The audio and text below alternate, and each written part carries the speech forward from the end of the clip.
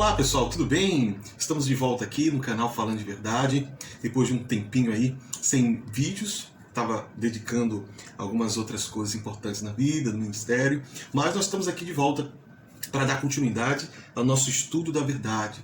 Você que está chegando agora no canal, tá? Aproveito logo, peço para você se inscrever, né?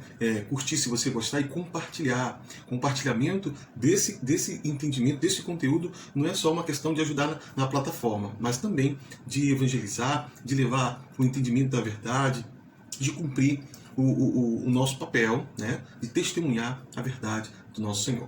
Agora, se você ainda não acompanhou os demais conteúdos que são importantes para você entender o conteúdo de hoje, tá? Verdadeiros seguidores do Messias, é importante você assistir, né, os vídeos anteriores. Este vai ser o 7º vídeo de uma série, né, de uma playlist sobre estudando a verdade original, o verdadeiro nome do Pai, o verdadeiro nome do Filho,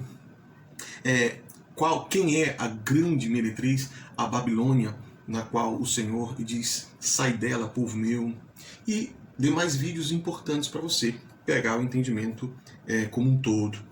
Lembrando que esse entendimento não é meu, não é uma opinião, isso aqui é fruto, resultado de pesquisa, de estudos e acompanhando outros canais que falam sobre o mesmo tema, que estudam o mesmo tema e tem veracidade, comprovação nas Escrituras Sagradas, não só aquela que está na sua casa, aquela Bíblia, né, já traduzida, mas nos textos originais e também nas fontes dos idiomas, da literatura original, quer seja aramaica, hebraica, paleohebraica, grega, latim. Isso tudo é importante para a gente chegar ao entendimento e à verdade das coisas. Ok? Vamos agora dar seguimento ao estudo de hoje. Os verdadeiros seguidores do Messias. Veja que a gente não está colocando aqui Jesus Cristo, já explicamos qual é a origem do nome Jesus Cristo e o verdadeiro nome hebraico, né, do judeu que nasceu da Virgem Maria e morreu ao terceiro dia ressuscitou, o nosso Senhor e Salvador, conhecido como Jesus Cristo, mas o seu nome hebraico Yahushua HaMashiach, ou seja, Yahushua, o nome dele próprio, e HaMashiach significa Messias. Ou também na fonética, né, mais anterior, mais antiga, no aramaico antigo, que é Yeshua. Então, Yeshua HaMashiach ou Yahushua HaMashiach, tá bom? Eu confesso que me simpatizava mais com o nome Yeshua, ficava mais bonito. Tem várias canções que já trazem esse nome Yeshua. É mais popular do que Yahushua, mas sendo fiel ali às raízes, né, originais do nome, no hebraico, no alfabeto não, no idioma hebraico, na escrita hebraica, Yahushua é a mais fiel, é a mais fidedigna, tá bom? Na pronúncia do verdadeiro nome do Messias. Mas hoje nós vamos estudar os verdadeiros seguidores do Messias, tá? Atualmente são chamados de cristãos. Eu mesmo falava assim: eu não me considero evangélico porque evangélico já se tornou um nome modista. Então eu me considero um cristão praticante da fé em Cristo. Mas até isso também, estudando mais a fundo, entendendo a origem do cristianismo, tá? Não estou dizendo que os cristãos e todo mundo que professa a fé cristã está errado, não é de Deus, ou está no engano, ou vai para a condenação eterna. Não tem nada a ver, né? Cada um vai ser julgado pelas suas obras. Fé sem obras é uma fé morta. Cada um vai ser julgado pelas suas obras conforme as Escrituras Sagradas dizem, tá? Mas aquele que tem a oportunidade de entender, de saber e não pratica a verdade, não testemunha a verdade, sobre ele, né, vai ser pesado, vai pagar um preço, vai prestar conta, melhor dizendo. Em Mateus capítulo 5 está escrito: aquele que violar um desses mandamentos, que seja o menor, e ensinar erradamente, esse será chamado menor no reino dos céus. Ou seja, existe uma consequência para quem conhece a verdade e não compartilha ou não a vive. E aqueles que não conhecem a verdade. Então existem consequências, certo? Mas no entendimento original, os verdadeiros seguidores do Messias, tá? Eles estão identificados nas Escrituras, no Novo Testamento, e não é, de fato, um grupo religioso chamado cristão ou cristianismo. Nós vamos ver aqui no estudo de hoje como de fato ou como se identifica os verdadeiros seguidores do Messias. Ok? Vamos lá. Os textos bíblicos mais emblemáticos e reveladores sobre a característica dos verdadeiros seguidores do Messias e adoradores do Deus vivo, o Criador dos céus e da terra e de tudo que nela há, é Apocalipse 12:17. Dos textos bíblicos mais emblemáticos, mais importantes, mais determinantes para identificar os verdadeiros seguidores, em Apocalipse 12:17. Se você quiser dar um pause aí e acompanhe o que está em Apocalipse 12:17 e Apocalipse 14:12, uma leitura bem concentrada. Lá está registrado que os que guardam os mandamentos de Deus e o testemunho do Messias, do seu Filho, na sua Bíblia deve estar Cristo, tá? Então, estes são os verdadeiros seguidores, porque o dragão, não podendo arrebatar o menino que nasceu da mulher, lá em Apocalipse está escrito, ele partiu com fúria contra os descendentes, né, da mulher. Os descendentes da mulher, quem são? Os que guardam os mandamentos de Deus, o testemunho de Jesus, Yahushua, o Messias. Então essas são as principais características, tá bom?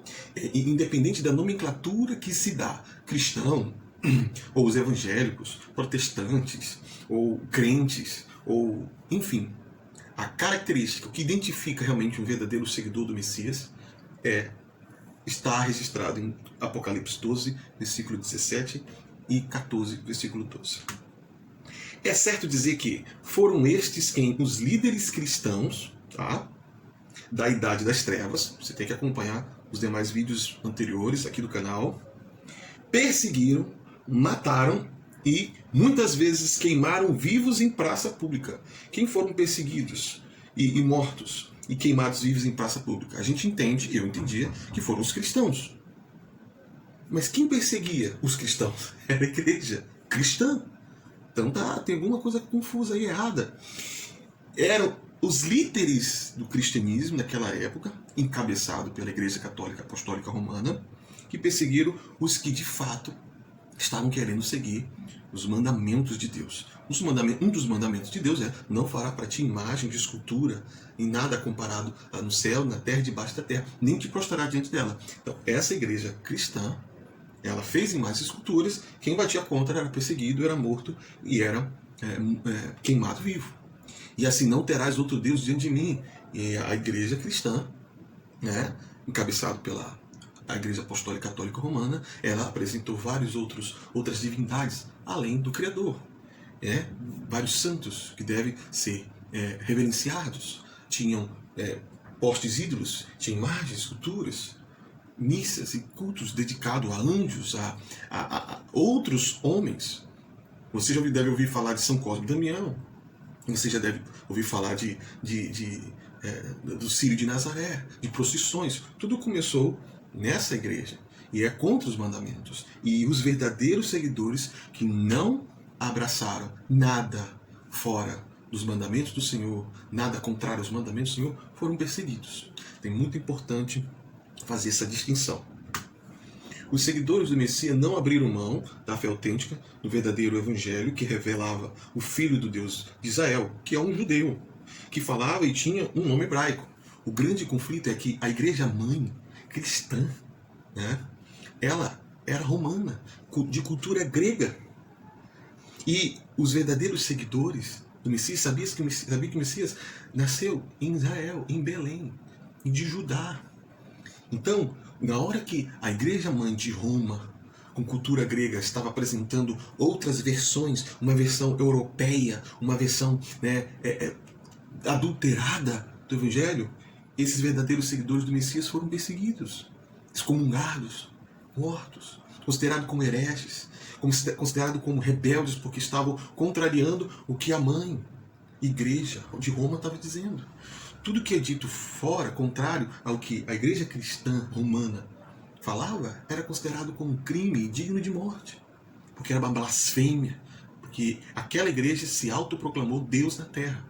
O seu representante maior, o Papa, se proclamou o vigário de Deus. Sabe o que significa isso? O substituto de Deus na terra.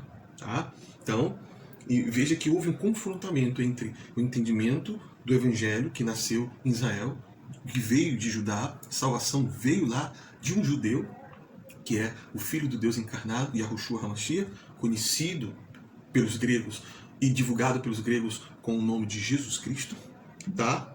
E o confronto com a cultura, o entendimento hebraico, a verdade, com o que Roma e a cultura grega queria passar para o mundo todo. É crucial saber e lembrar que o Salvador foi um israelita, que cumpriu toda a vontade, lei, chamada Torá. Quando você ouvir falar Torá, não é o livro sagrado dos judeus. Torá é o nome hebraico que representa a lei. E lei representa, né, toda a vontade, os estatutos, os mandamentos do Pai Celestial, do Senhor. Em Mateus capítulo 5 está dito isso, que o Senhor não veio abrogar, não veio descumprir, não veio anular a lei, os mandamentos. O Senhor, o Messias, veio cumprir. E veio cumprir na sua essência. E veio passar a essência. Em Mateus 5 você vê ele falando do adultério. Ouviste, né, o que foi dito pelos antigos sobre adultério? Que está no mandamento? Não adulterarás? Eu, porém, vos digo, você deve não só não ir às vias de fato, não ter contato físico com outra pessoa que não seja o teu companheiro, a tua companheira. Além disso, você não deve nem imaginar, nem desejar no coração. Então, o Senhor Jesus Cristo, Yahushua HaMashiach, ele foi mais profundo, ele foi na essência do que o Pai havia dito na lei. As pessoas pensam que o Senhor veio acabar com a lei. Ele já cumpriu, a gente não precisa mais entender, observar ou se dedicar. Não devemos nos dedicar à religião, à letra, ao estereótipo, ao superficial, mas sim na essência dos mandamentos do Senhor, que são vida. Né? Foi um nobre judeu que, depois de ensinar a verdade e morrer por ela, ressuscitou o terceiro dia e subiu aos céus e assentou-se à destra do Todo-Poderoso Yahuwah. A gente estudou sobre o verdadeiro nome do Senhor. Não é Jeová, não é Javé, tá? Deus é título, né? Senhor é um título, mas o nome é Yahuwah, como se lê. A fé nesse nobre judeu é que fez o dragão se levantar com ira contra todo aquele que se recusava a adotar a nova religião pagã chamada cristianismo, que tinha como principal frente de ação a instituição chamada Igreja Católica. Estes legítimos seguidores do Messias são chamados em Apocalipse de os santos. Leia lá. Os descendentes da semente. Semente aqui, é que nasceu da mulher. A mulher representa Israel, o povo santo do Senhor.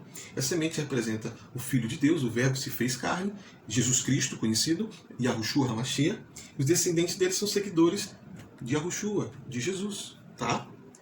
Da mulher, os descendentes da mulher que tipifica Israel. Isso dá a entender que os tais, os seguidores, especificamente seus líderes, os apóstolos, têm origem hebraica. Isso é muito importante. E não grega e nem romana. Os seguidores, os líderes, os que continuaram, né, o sacerdócio do Messias aqui na Terra eram hebreus, tá? E não eram, voltando aqui, e não grega e nem romana. Os remanescentes são da linhagem hebraica. Lá em Apocalipse fala que os remanescentes, a semente da mulher, né, os descendentes da semente. Os remanescentes são da linhagem hebraica, que são israelitas. Isso faz toda a diferença para os amantes da verdade e aos verdadeiros adoradores do Deus de Israel. Certo? João capítulo 4, versículo 23 e 24. O Senhor, o Mestre, o Messias, fala para a samaritana: olha, vós adorais o que vocês não conhecem, vocês não sabem. Nós adoramos o que sabemos e conhecemos, porque a salvação vem dos judeus. Como é que depois aparece um Salvador, um Messias, todo romano, todo europeu, grego, com cabelo liso, com os olhos claros? Isso foi deturpação da igreja cristã, como profecia, cumprimento da profecia de Daniel, capítulo 7, que mudaria os tempos e as leis. O último animal, o mais terrível de todos, que representa o Império Romano, da onde nasceu um chifre, que representa essa igreja, esse poder religioso e político, tá? Ele mudaria os tempos e as leis, mudaria tudo. Faria com que o mundo se moldasse às coisas contrárias ao mandamento do Pai. Isso se cumpriu. Infelizmente, hoje o mundo é moldado com tudo que a Igreja Apostólica Católica Romana, naquele tempo, deturpando toda a verdade, o Evangelho, né? O mundo é moldado por essas doutrinas, certo? Já estudamos isso no vídeo Sai Dela por Meu 1 e 2. Saibamos que esquece esse A, o ajuntamento dos verdadeiros seguidores, os discípulos do Messias, foram chamados pelo mestre de congregação, carral em hebraico, tá? E não igreja. A gente é acostumado. Você tem que entender, e não é porque você nasceu ouvindo e aprendendo de um jeito que aquele jeito é a verdade. Você está acostumado com aquilo. É difícil você quebrar uma coisa que já está acostumada, penetrada, que nem um vício, que nem uma lavagem cerebral que foi feita, com mentiras, com verdades distorcidas. A verdade é que no original, quando o Senhor ele falou do ajuntamento, do agrupamento dos seus seguidores, contra a minha congregação, as portas do inferno não prevalecem. A palavra igreja, que vem do eclésia, do grego, foi empregada erroneamente, ou proposital ou não, erroneamente ao grupo de seguidores, tá certo? O certo correto é congregação, que vem do hebraico carral. Como já estudamos em tópicos anteriores, a palavra em grego no texto de Mateus 16:18, acabei de falar, quando o mestre diz minha igreja, no originário é eclésia, que em outros trechos bíblicos é também usado os termos congregação, assembleia. Ou seja, quando o Messias chama Pedro e o constitui como líder, sacerdote da igreja, na verdade, no sentido original das palavras proferidas pelo Messias, foi dito o seguinte, no sentido original: tu és Kefa, e sobre essa rocha restabelecerei a minha congregação. Esse é o sentido original lá do que o Messias falou para Pedro, que é Kefa. Explicando mais detalhadamente, tu és Kefa, que significa aquele que abre, em hebraico, que conhecemos como Cefas, que recebeu o nome de Pedro. Tá? Tu és Kefa, e sobre esta rocha reestabelecerei. E não o termo edificarei como se fosse construção de uma nova entidade. A minha congregação, ou seja, o texto original revela, mostra, de que o Senhor não está falando de construir uma nova instituição, uma nova, que foi chamada de igreja, não, mas restabelecer a congregação, que foi corrompida, que estava desestruturada, que estava sem o selo de Deus, sem a glória, a presença, a bênção. Né? Então, esse é o texto original. E isso significa que o mestre não veio fundar um novo grupo, como muitos entendem hoje como igreja, mas sim restaurar a congregação dos santos, a Carral, a Edat, como se lê em hebraico, Carral e Edat, como se lê, que desde a instituição do povo de Israel, o Pai estabeleceu. Congregação dos santos. Você vê isso várias vezes no Antigo Testamento, nos Salmos de Davi falando, profeticamente às vezes, cheio ali da inspiração de Deus, falando sobre Deus se alegra no meio da congregação. É na congregação dos santos que ele ordena a bênção. Não tinha igreja antes do Messias chegar. Sempre houve a congregação. Quando o Messias veio, ele veio restaurar a congregação dos santos, que havia sido perdido e que, na verdade, nunca havia sido santificado e purificado. Cordeiro de Deus que tira o pecado do mundo, que santificou a congregação, que consagrou a congregação. Eu sei que você é acostumado a esses termos, cristão, cristianismo, igreja. Até eu também, uma hora ou outra, uso esses termos para facilitar o entendimento do que a gente está falando. Mas hoje, no estudo aqui, a gente tem que prezar pela verdade como ela é. E a verdade como ela é, que é na congregação dos santos, que o Senhor convida você e aqueles que seguem Ele. Vinde a mim e siga. Seguir o Senhor, o Messias, é fazer parte da congregação dos santos. Tá? Também conhecida como Casa de Israel. Olha aqui, 1 Coríntios 14:33. Pois Deus não é Deus de desordem, mas de paz, como em todas as congregações dos santos. Tá? Esse texto aqui, ele foi fiel ao original. E não houve deturpação do grego, colocando igreja. Bendigam o Deus na grande congregação. Bendiga o Senhor, descendentes de Israel. Salmo 68, 26. Olha esse aqui, Aleluia, aleluia, Aleluia. Darei graças ao Senhor de todo o coração na reunião da congregação, não é igreja. Congregação, igreja é um nome grego. Igreja é uma expressão grega. eclésia, a expressão hebraica, o povo que Deus escolheu para trazer a salvação, está falando da reunião da congregação dos justos. Salmo capítulo 111, versículo 1. O Messias não inventou ou fez uma organização ou instituição nova. Absolutamente não. Ele veio restaurar, consertar, restabelecer tudo o que o Pai havia feito, mas que havia sido distorcido, corrompido, quebrado, desvirtuado pelo pecado e ignorância dos homens. Efésios 2, 11, 22 fala resumidamente sobre essa afirmação. Vamos ver, né, a trilha ministerial ou sacerdotal dos verdadeiros seguidores do Messias, que é muito importante para você identificar hoje, de fato, como as pessoas perguntam, qual é a verdadeira igreja? Aonde se deve adorar? Quem realmente está vivendo mais fiel às escrituras sagradas? Para você saber identificar e participar disso e ser, né, um membro dessa congregação verdadeira do Senhor, é importante que façamos os seguintes questionamentos e as seguintes respostas. Se a congregação hebraica não tinha mais importância, né, e sim a igreja, por que os discípulos e o próprio mestre faziam menções significativas sobre a importância da restauração de Israel? Você vê isso em Atos capítulo 1, versículo 6. Os discípulos perguntam, esta é a hora que o Israel vai ser restaurado? E o Senhor responde. Por que eles sabiam e perguntavam, se importavam sobre a restauração de Israel?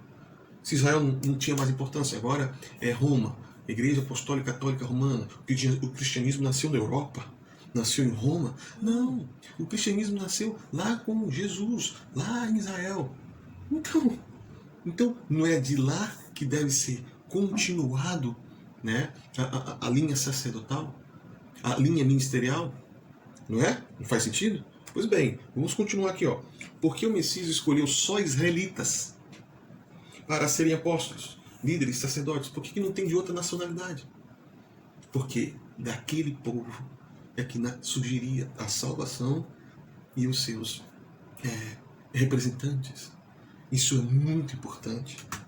Porque o mestre disse que convinha a ele primeiro anunciar ao povo de Israel a vinda do reino de Deus. Você sabe daquele caso de uma sírio-fenícia que tinha sua filha endemoniada e ela chegou, mestre, por favor, liberta minha filha, liberta minha filha. Ele chega a dizer assim, não é lícito tirar o pão dos filhos para dar aos cachorrinhos. Ele está falando que os filhos são de Israel, a prioridade é o povo de Israel. Mas ela disse, mas até os cachorrinhos comem das migalhas que caem da mesa. Aí ele se alegra, puxa, nem em Israel vi uma fé como essa. Eu estou voltado para Israel, eu quero restaurar Israel, há um propósito em Israel, mas esses gentios de outras nações que creem serão acolhidos, serão abençoados. Mas ele fez questão de mostrar que havia um propósito específico em Israel. Né? Por que o mestre fez questão de afirmar à samaritana que a salvação vem de Judá, dos judeus, uma das tribos de Israel?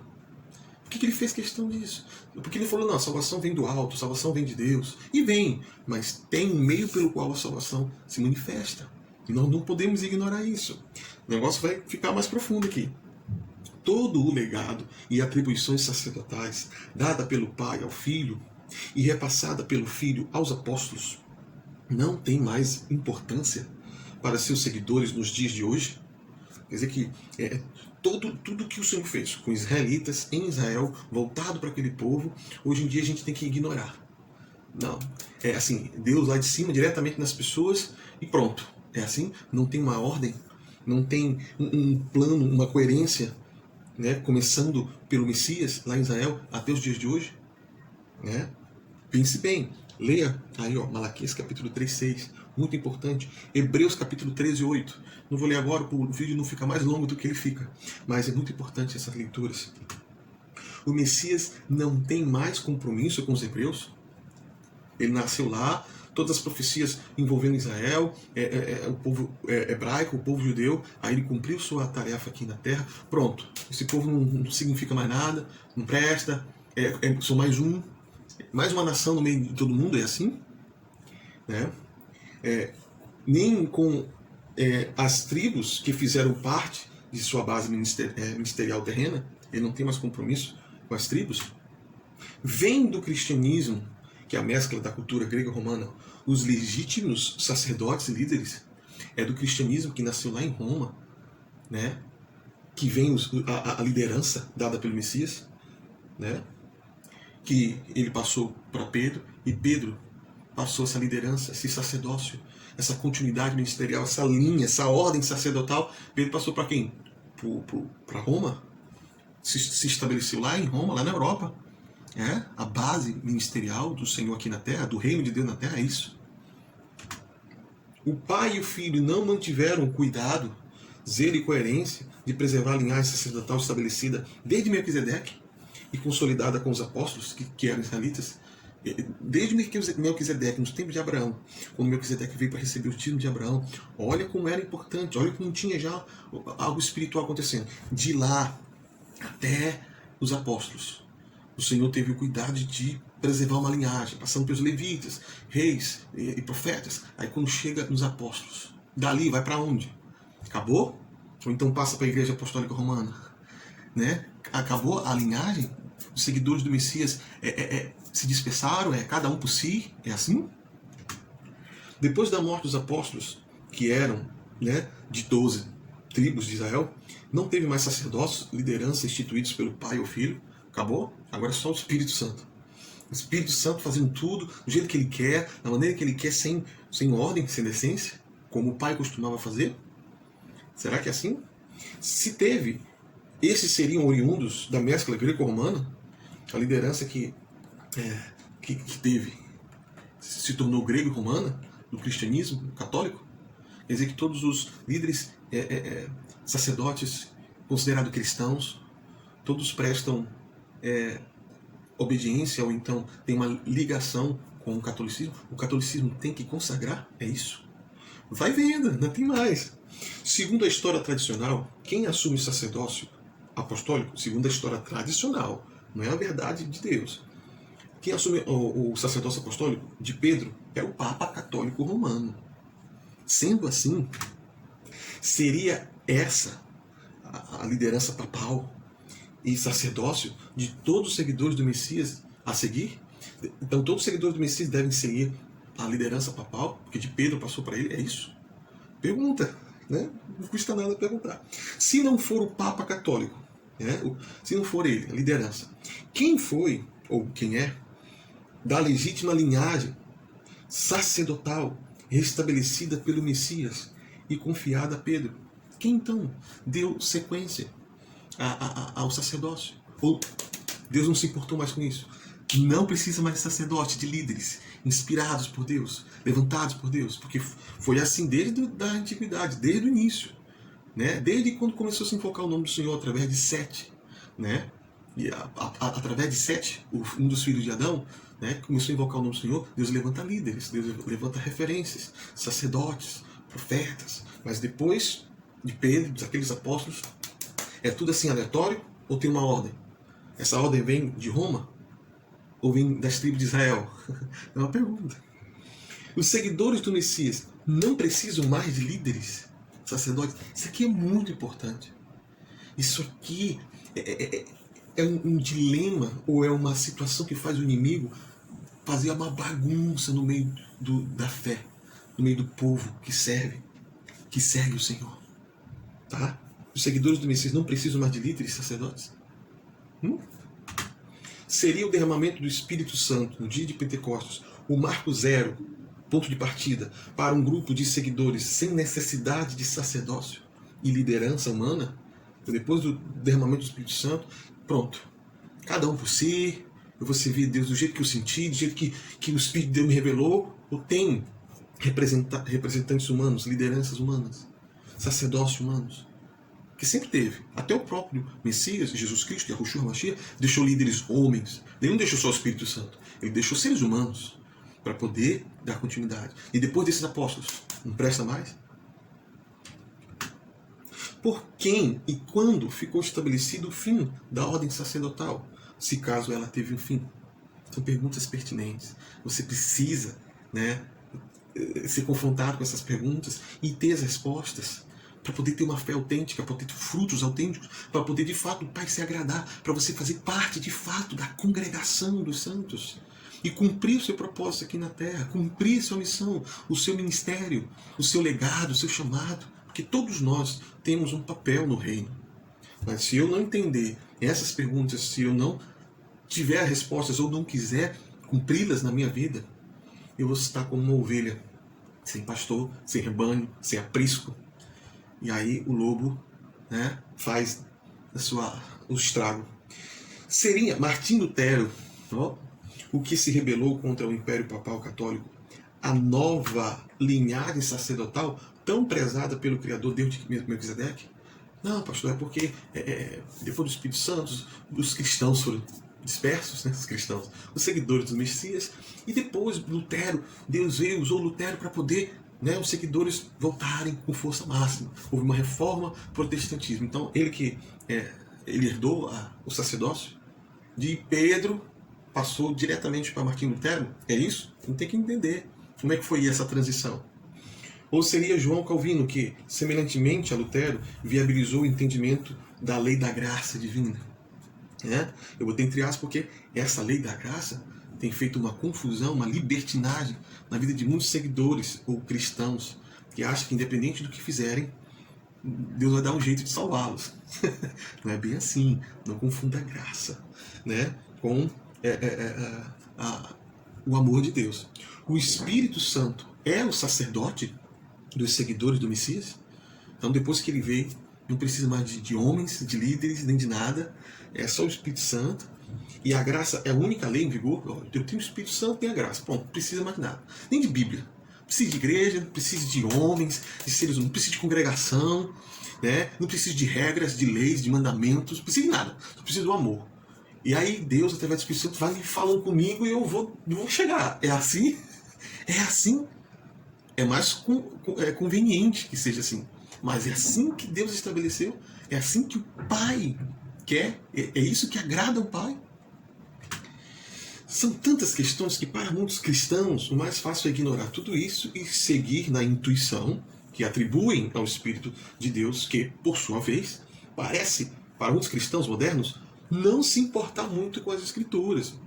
Para muitos cristãos modernos, cheios da graça, parece que eles não se importam muito com o estudo, o entendimento, o que as Escrituras dizem, tudo do seu contexto, parece que tudo é bobagem, né? É coisa de teólogo.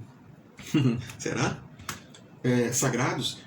E todo o contexto e coerência divina no plano de salvação, isso é o que está sendo colocado. Né? Para muitos cristãos modernos, isso aí tanto faz, só besteira. Será mesmo? Você quer a verdade sobre tudo isso? Você aguenta a verdade sobre tudo isso? Porque ela vai exigir mudanças, posicionamentos, vai exigir coragem. Tá? Então, se você quiser a verdade sobre tudo isso, pois bem, próximo vídeo, prepare seu espírito, sua alma, sua mente, porque o Senhor vai te dar uma dose. Eu falo o Senhor sem medo de errar, porque toda a verdade vem do Senhor. Ele vai te dar uma dose, uma verdade que liberta, que restaura a tua fé, tá? Tua fé, o teu amor e a tua esperança serão renovadas, fortalecidas e potencializadas com o poder dessa verdade. Mas vai abalar as Escrituras. Espero que você aguente, tá bom? Então, fique atento ao próximo vídeo, se inscreva no canal, tá? Compartilhe, interaja aí nos comentários, né? Se você tem alguma colocação, alguma dúvida, ou até mesmo um confrontamento, não tem problema, coloque aí nos comentários, que a gente vai destrinchar nos próximos estudos, nos próximos vídeos, que vai ser cada vez mais abençoador e libertador. Certo? Forte abraço, que Deus, Yahuwah, em nome do seu Filho amado Jesus Cristo, Yahushua HaMashiach, te abençoe.